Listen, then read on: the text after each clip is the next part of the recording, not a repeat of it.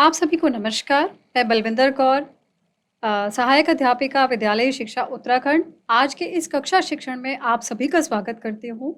आज जो हम चैप्टर पढ़ने जा रहे हैं वो कक्षा 9 के सब्जेक्ट इंग्लिश और उसकी जो बुक है बिहाइव, उसके second chapter the sound of music. ये जो चैप्टर है द साउंड ऑफ म्यूजिक, इसमें 2 पार्ट्स हैं। फर्स्ट जो है वो एवलिन ग्लेनी पे फोकस करता है और सेकंड पार्ट जो है वो बिस्मिल्लाह खान जी के ऊपर है। तो आज हम इसका फर्स्ट पार्ट जो है वो पढ़ने जा रहे हैं। Points to be discussed here. Introduction of the chapter. First of all, we'll discuss about the chapter. Then text along with its detailed explanation. Summary of the chapter. Character sketch of Evelyn Glennie about which its chapter is. Vocabulary drill. And after that, activity is given for you. Introduction of the chapter. This chapter, The Sound of Music, is about two renowned maestros, Evelyn Glennie and Bismillah Khan. This chapter provides an insight into the journey of these two great legends in the field of music and the instruments they play. It teaches us that with hard work and strong determination, one can achieve anything in the life. ये जो part है the sound of music, इसको 2 भागों में विभाजित किया गया है और जो 2 बहुत ही प्रसिद्ध मास्टर्स जो है म्यूजिक के, फर्स्ट है एवलिन ग्लेनी और दूसरे हैं बिस्मिल्लाह खान। इनके ऊपर विभाजित किया गया है। ये जो पार्ट है ये एक इन दोनों मास्टर्स की जो जर्नी थी, जो जीवन था उनका ग्रेट लेजेंड बनने तक, म्यूजिक में इन्होंने अपना बहुत बड़ा योगदान दिया और जो इंस्ट्रूमेंट्स ये प्ले करते थे उसमें ये बहुत फेमस हुए। ये पार्ट जो है ये हमें बताता है कि आप जब हार्ड वर्क करते हैं, कठिन मेहनत करते हैं और आपकी जो दृढ़ इच्छा शक्ति होती है, उससे आप अपने जीवन में कुछ भी अचीव कर सकते हैं, कुछ भी पा सकते हैं। The first section focuses on Evelyn's struggle and her ascending journey to life as a successful musician.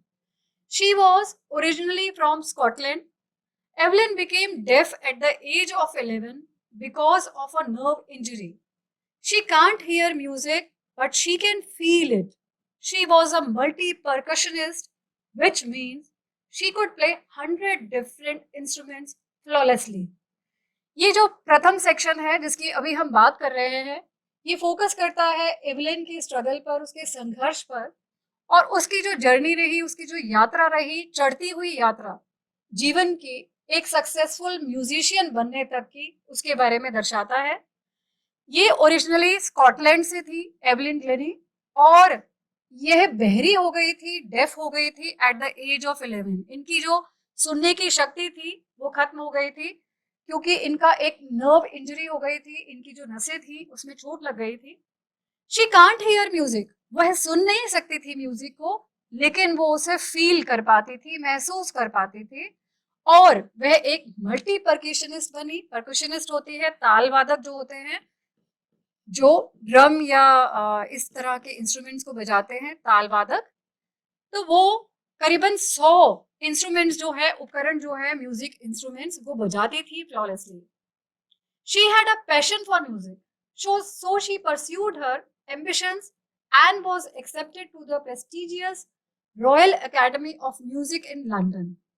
It explains how she rose to global fame. She is a huge encouragement to the special needs community. उनके पास एक passion था, एक जुनून था music के प्रति, इसलिए उन्होंने अपनी एम्बिशंस, अपनी महत्वाकांक्षाएं जो थी उनको एक्सेप्ट किया और बहुत बड़ा जो एक रिनाउंड म्यूजिक स्कूल है, royal academy of music London में, वहां पर ये गए। ये दर्शाता है, ये एक्सप्लेन करता है कि किस प्रकार से उन्होंने ग्लोबल फेम प्राप्त किया, संसार भर में प्रसिद्धि प्राप्त करी और ये एक बहुत बड़ी एंकरेजमेंट है, बहुत बड़ा लोगों को प्रोत्साहित करती हैं, उन कम्युनिटी को, उन समुदाय को जो कि स्पेशल नीड के हैं, विशेष आवश्यकता वाले बच्चों के लिए ये एक बहुत बड़ी इंस्पिरेशन है, प्रेरणा है। Now at the text along with its detailed explanation, एक एक करके हम पहले पढ़ेंगे फिर उसको समझेंगे। Rush hour, crowds jostle for position on the underground train platform. A slight girl, looking younger than her 17 years, was nervous yet excited as she felt the vibrations of the approaching train. अब भीड़ भाड़ वाली जगह में जो crowd है वो जौसल कर रहा है, जौसल होता है धक्का मुक्की करना अपनी पोजीशन पाने के लिए। वहां पर जो कि एक ट्रेन प्लेटफॉर्म है भूमिगत, जो भूमि के अंदर बना होता है, एक छोटी सी लड़की जो है, जो कि 17 साल से भी छोटी दिखाई दे रही है, वो नर्वस है, घबराई हुई है और उतनी ही ज्यादा एक्साइटेड भी है, उत्तेजित भी है, क्योंकि वो आने वाली ट्रेन की वाइब्रेशंस को, उसकी तरंगों को अपनी बॉडी में महसूस कर पा रही है। It was her first day at the prestigious royal academy of music in London and daunting enough for any teenager fresh from a Scottish farm. यह उसका पहला दिन था। Prestigious royal academy of music school है London में, जहां पर वो एडमिशन लेने के लिए जा रही थी। और किसी भी टीनेजर, टीनेजर हम जानते हैं बच्चों, जिसके आगे टीन लगा हुआ होता है, तो 13 से लेके 19 ईयर्स के जो बच्चे होते हैं उन्हें टीनेजर्स कहा जाता है। जैसे आपको पता है 13, 14, 15, 16, तो उन बच्चों को टीनेजर्स कहा जाता है। तो जब वो वहां पर एडमिशन लेने के लिए जा रही थी तो वो टीनेजर थी, और एक ऐसे बच्चे के लिए ये काफी एक डराने वाला था, क्योंकि वो स्कॉटिश फार्म से आ रही थी। लेकिन ये जो एस्पायरिंग म्यूजिशियन थी faced a bigger challenge than most, she was profoundly deaf. लेकिन इसके लिए ये एक बहुत बड़ा चैलेंज था, बहुत बड़ी चुनौती थी, क्योंकि वो डेफ थी, बहरी थी। Evelyn Glennie's loss of hearing had been gradual. Her mother remembers noticing something was wrong when the 8-year-old Evelyn was waiting to play the piano. Evelyn Glenny की जो लॉस था, जो सुनने की शक्ति का जो धीरे धीरे क्षीण हो रही थी, वो ग्रेजुअल थी। धीरे धीरे उसकी शक्ति जो थी सुनने की वो कम होती चली जा रही थी। उसकी मम्मी बताती है, एक बार याद करती हैं कि कुछ तो गड़बड़ है। उन्होंने ये कहा कि जब ये 8 साल की थी तो इवलिन का वेट किया जा रहा था पियानो बजाने के लिए, और जब उसे बुलाया गया they called her name and she didn't move. तो जब उसके नाम को वहां पर पुकारा गया स्टेज पर, तो वो मूव नहीं की, वो गई नहीं। I suddenly realise she hadn't heard, says Isabel Glennie. Isabel Glennie जो है वो इवलिन ग्लेनी की मदर हैं। तो वो कहती है जब वहां पे उसका नाम पुकारा गया और वो मूव नहीं की, तब मुझे लगा शायद उसने सुना नहीं है। For quite a while Evelyn manage to conceal her growing deafness from friends and teachers. अब कुछ दिनों तक तो उसने मैनेज कर लिया अपनी ग्रोइंग डेफनेस जो थी, अपना जो उसका बहरापन जो बढ़ रहा था, उसको कंसील करना, छुपाना अपने फ्रेंड से और टीचर्स से। लेकिन ये काफी दिनों तक नहीं चल सकता था। But by the time she was 11, her marks has deteriorated and her headmistress urged her parents to take her to a specialist. अब जब वो 11 साल की हुई तो उसके जो चिन्ह थे उसकी बीमारी के, वो और ज्यादा बिगड़ते चले गए। डेटेरियोरेट होता है बिगड़ते चले जाना। और उनकी जो हेड मिस्ट्रेस थी उन्होंने उसके पेरेंट्स को बुलाया और कहा कि इसे किसी स्पेशलिस्ट के पास लेकर के जाइए। It was then discovered that her hearing was severely impaired as a result of gradual nerve damage. और ये पाया गया कि उसकी जो सुनने की शक्ति है वो धीरे धीरे बिल्कुल खत्म हो गई है, जो कि उसकी नर्व की डैमेज की वजह से हुआ। They were advised that she should be fitted with hearing aids and sent to a school for the deaf. Everything suddenly looked black, says Evelyn. और उसे ये एडवाइस किया गया, उसे ये सलाह दी कि उसे हियरिंग एड्स, जो सुनने की यंत्र होते हैं, जो मशीनें होती हैं, वो लगाई जाए और उसे स्पेशल स्कूल में भेजा जाए जो कि बधिरों के लिए होता है।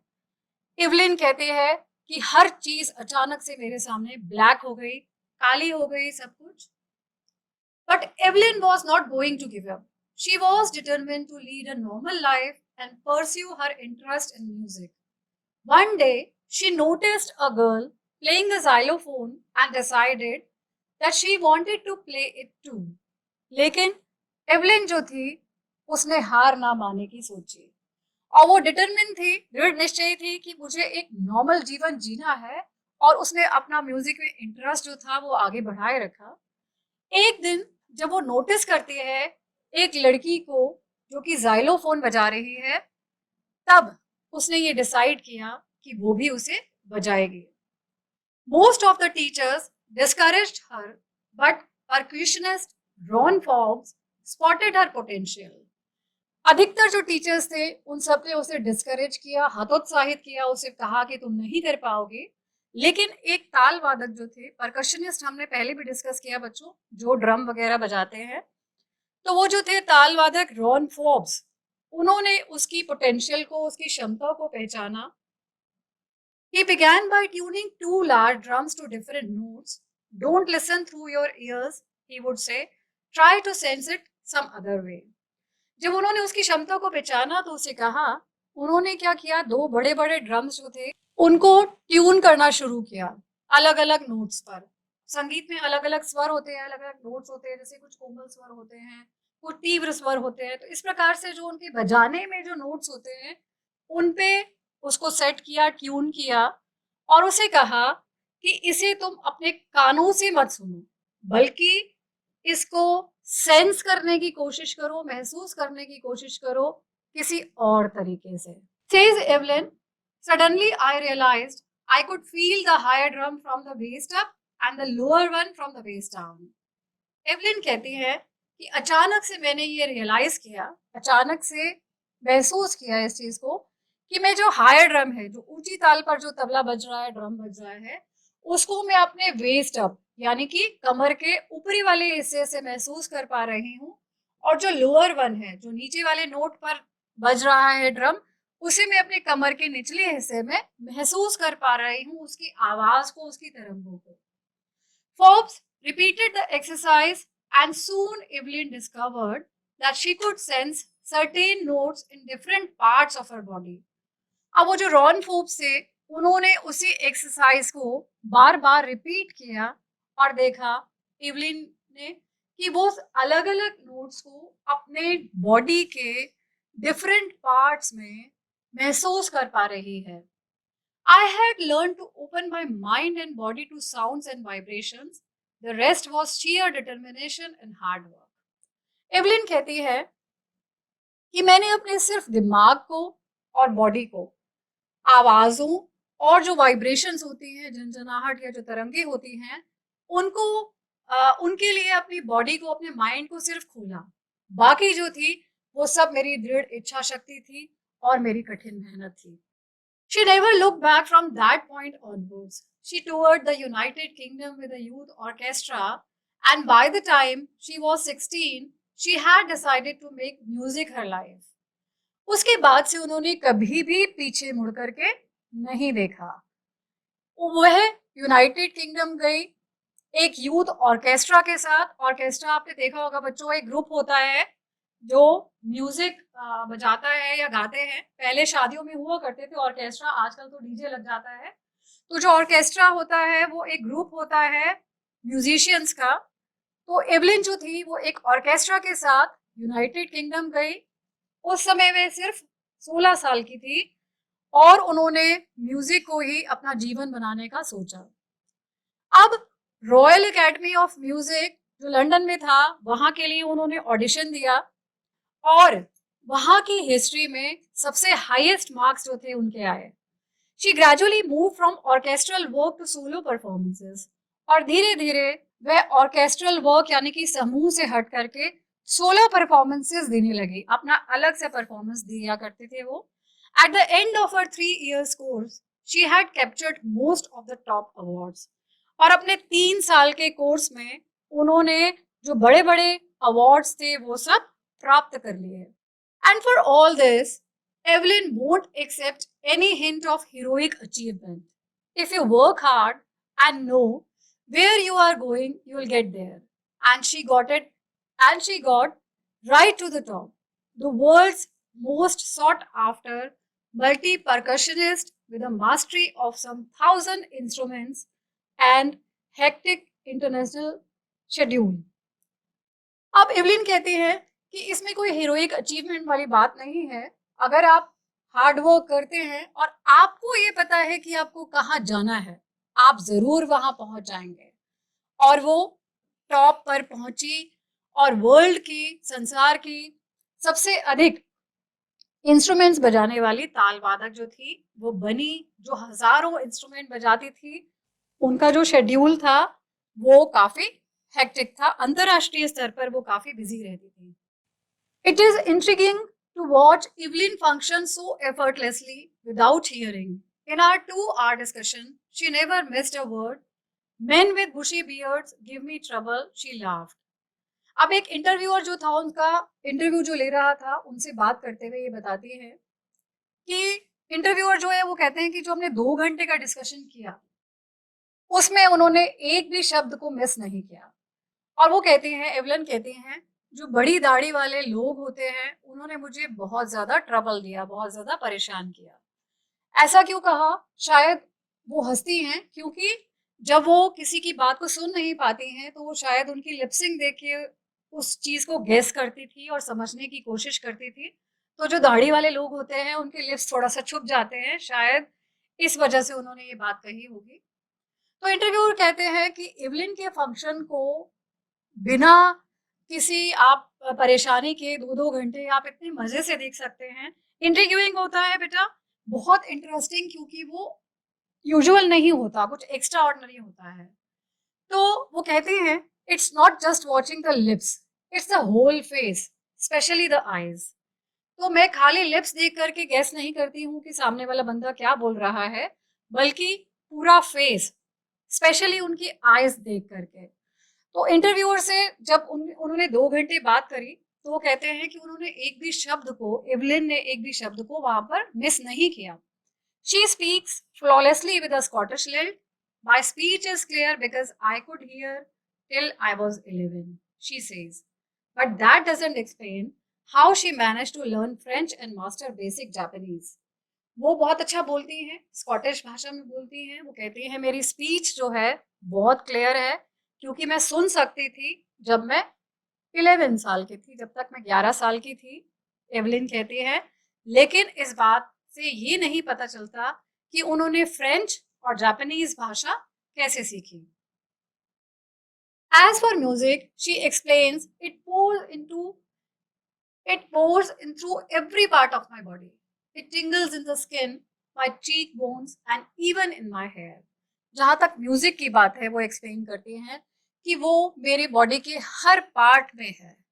वह मेरी स्किन में, मेरी चीक बोन्स में, मेरे गालों में, यहाँ तक कि मेरे बालों में भी है। वो जो संगीत की झुंझुनी होती है, झंझनाहट होती है, वह सब मेरी पूरी बॉडी में है।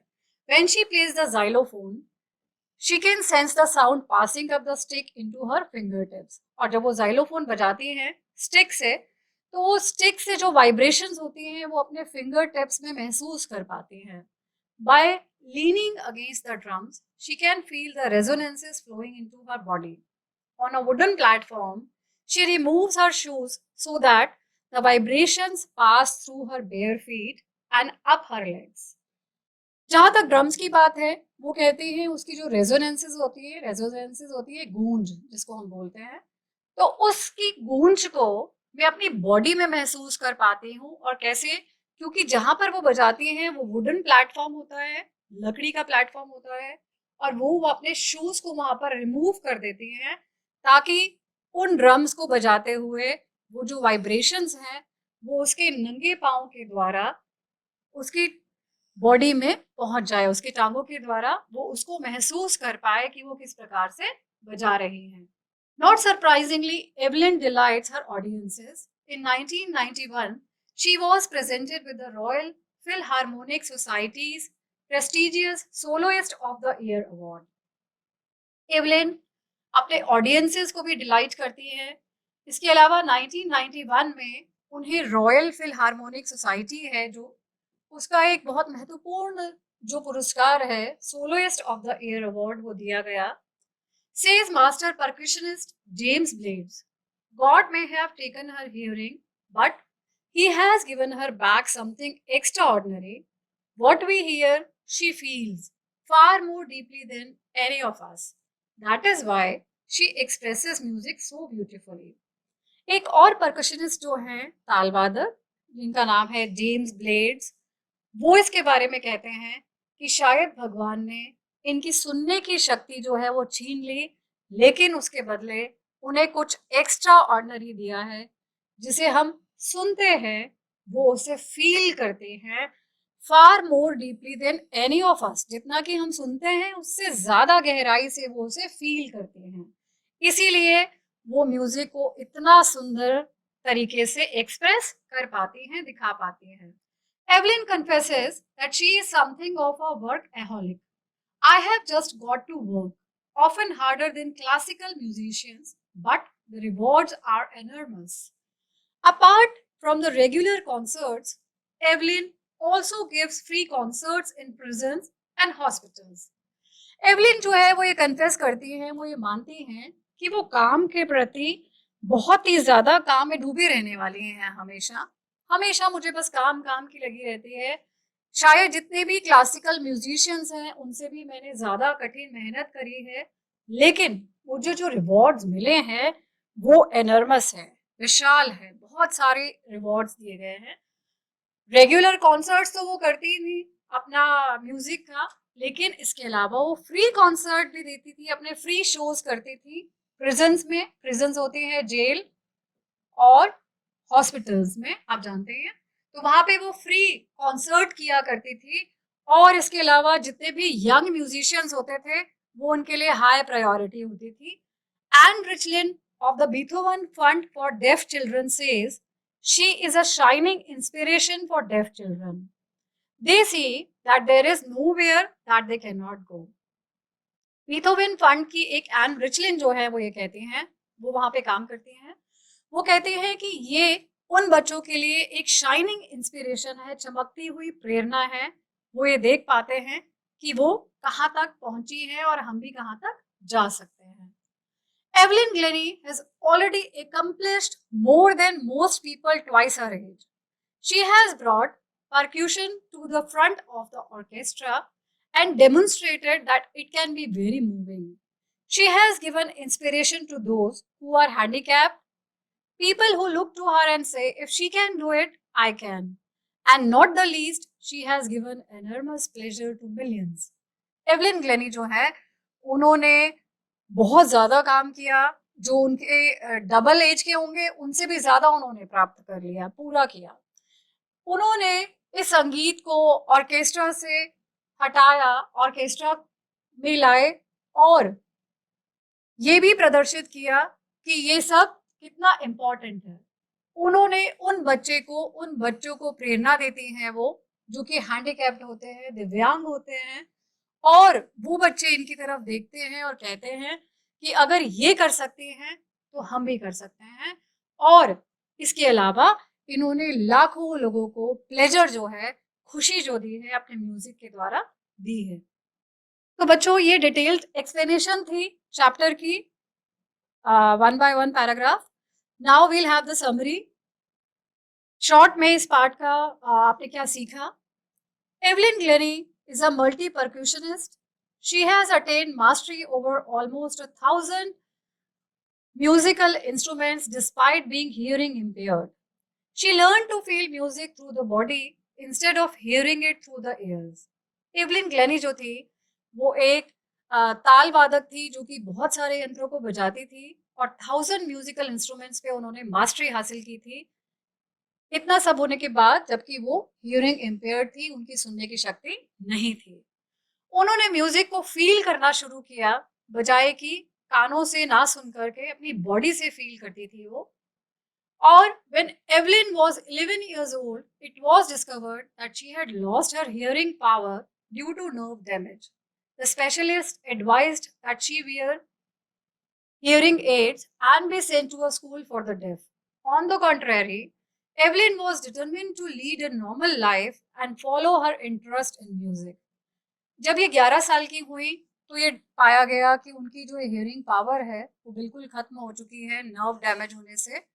स्पेशलिस्ट ने उन्हें ये एडवाइस किया कि अब उन्हें हियरिंग एड्स पहननी पड़ेगी और डेफ स्कूल में जाना पड़ेगा, बधिरों का जो स्कूल होता है। इसके विपरीत उन्होंने क्या किया? उन्होंने ये सोचा कि नहीं, मैं तो एक नॉर्मल जीवन जीऊंगी और अपना म्यूजिक में जो इंटरेस्ट है उसको परस्यू करूंगी। Although she was discouraged by her teachers, her potential was noticed by master percussionist Ron Forbes. He guided Evelyn to feel music some other way than to hear it through her ears. This worked well for Evelyn, and she realized that she could sense different sounds through different parts of her body. हालांकि सारे teachers ने उन्हें discourage किया, हतोत्साहित किया, लेकिन उनकी जो पोटेंशियल थी, उनकी जो क्षमता थी, वो पहचानी गई जो एक ताल वादक थे जिनका नाम था रॉन फोर्ब्स। उन्होंने इनकी क्षमता को पहचाना और उन्होंने ये गाइड किया एवलिन को कि तुम म्यूजिक को सुनो मत, बल्कि उसको फील करो अपनी बॉडी से। उसकी जो साउंड्स निकलती हैं वो अपनी बॉडी के डिफरेंट पार्ट्स में उसको फील करो, महसूस करो। Once she had overcome this hurdle, Evelyn began her career in music. She got admission in the Royal Academy of Music, London, and scored the highest marks in the history of the academy. Evelyn says that her hard work and dedication towards her goal helped her achieve success. उन्होंने जब इस hurdle को, इस अपनी जो कठिनाई थी, इसको जब ओवरकम किया, तो उन्होंने अपना म्यूजिक में करियर बनाया शुरू किया। उन्होंने रॉयल एकेडमी ऑफ म्यूजिक जो कि लंदन में है उसमें एडमिशन लिया और वहां की हिस्ट्री में अभी तक के हाईएस्ट मार्क्स जो थे वो गेन किए। एवलिन कहती है अगर आप हार्ड वर्क करते हैं और आप समर्पित होते हैं किसी कार्य के प्रति, अपने गोल के प्रति, अपने लक्ष्य के प्रति, तो आप जरूर अचीव करते हैं सक्सेस को, सफलता को जरूर पाते हैं। Evelyn gives solo performances and even gives free concert for hospitals and schools. Solo performances के अलावा वो हॉस्पिटल्स और प्रिजन्स में फ्री कॉन्सर्ट्स देते थे और 1991 में उन्हें रॉयल फिलहार्मोनिक सोसाइटी का prestigious soloist of the year award जो है वो दिया गया। Evelyn's story is an inspiration for the differently abled who are motivated to fulfill their dreams like she did.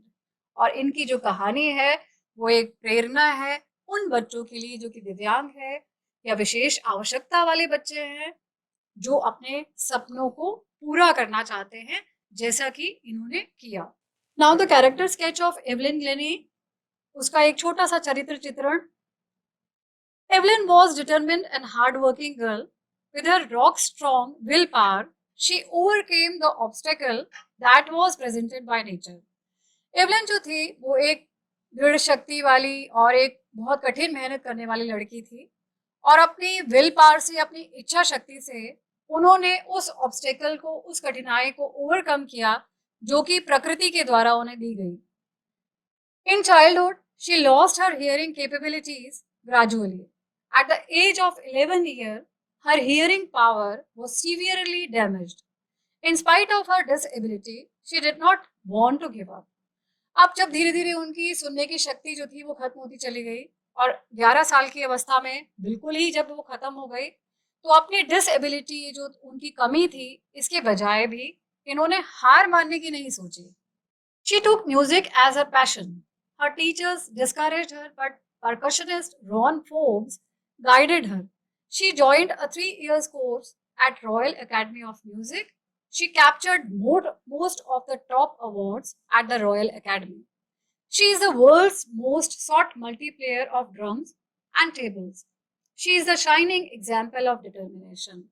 उन्होंने म्यूजिक को अपने एक पैशन के, एक जुनून के रूप में लिया। बहुत सारे टीचर्स ने उन्हें डिस्करेज किया, हतोत्साहित किया, लेकिन रॉन फोर्ब्स जो थे उन्होंने इसे गाइड किया। तब एवलिन ने 3 साल का जो कोर्स था रॉयल एकेडमी ऑफ म्यूजिक में वो ज्वाइन किया और बहुत सारे टॉप अवार्ड्स जो थे वो भी प्राप्त किए और ये संसार की बहुत सारे इंस्ट्रूमेंट्स बजाने वाली एक परकशनिस्ट बन गई। और ये शाइनिंग एग्जाम्पल है डिटर्मिनेशन की, दृढ़ इच्छा शक्ति की। तो बच्चों, जो चैप्टर हमने पढ़ा है उसके कुछ hard words along with their meanings are है rush hour, peak traffic time या बिजिएस्ट ट्रेवल टाइम जिसको हम कहते हैं, सबसे पीक समय जो होता है जहाँ पे बहुत ज्यादा रश होता है। जॉसल, पुश रफली, बम्प इनटू, धक्का मुक्की करना। पोजीशन, लोकेशन या प्लेस, कोई स्थान। नर्वस, एंग्जियस, वरिड, चिंतित, थोड़ा सा घबरा जाना। अप्रोचिंग, कमिंग, नियर, नियरिंग, कोई चीज जब आपके पास आती है अप्रोचिंग कहते हैं उसको। Scottish, related to Scotland. जो स्कॉटलैंड से रिलेशन रखते हैं, जो वहाँ पे रहते हैं, उन्हें स्कॉटिश पीपल भी कहते हैं। प्रोफाउंडली, डीपली या इंटेंसली, ग्रेजुअल, धीरे धीरे, slow, study. Head mistress, female school principal, school leader जो होती हैं उसे हेड मिस्ट्रेस कहते हैं। अर्ज्ड, एंकरेज्ड या पुश, जब हम किसी को धक्का देते हैं, धक्का वैसा वाला धक्का नहीं बल्कि आगे जाने के लिए प्रोत्साहित करते हैं, एंकरेज करते हैं, दैट इज कॉल्ड अर्ज्ड। तो प्यारे बच्चों, ये चैप्टर पूरा पढ़ने के बाद here is the activity for you. Question answers तो you can attempt from the your text book, उसके पीछे से आप क्वेश्चन आंसर्स को कर सकते हैं ये देखने के लिए कि आपने कितना सीखा। But here is one activity for you, draw musical instrument of your choice. मुझे उम्मीद है कि किसी ना किसी को कोई ना कोई इंस्ट्रूमेंट तो अच्छा लगता ही होगा, तो आपको जो भी म्यूजिकल इंस्ट्रूमेंट लगता है आप उसे ड्रॉ करेंगे। This is activity for you. Now points we already discussed. Introduction हमने पढ़ लिया बच्चों, introduction of the chapter. Text along with its detailed explanation we have done. Summary of the chapter. After that, we discussed on character sketch of Evelyn Glennie. उसके बाद कुछ hard words थे उनके meanings के साथ, और आप लास्ट में आपके लिए एक एक्टिविटी थी करने के लिए। I hope you have understood this chapter completely, first part of sound of the music, और आप इसके क्वेश्चन आंसर्स और इस एक्टिविटी को जरूर अटेम्प्ट करेंगे। Thank you.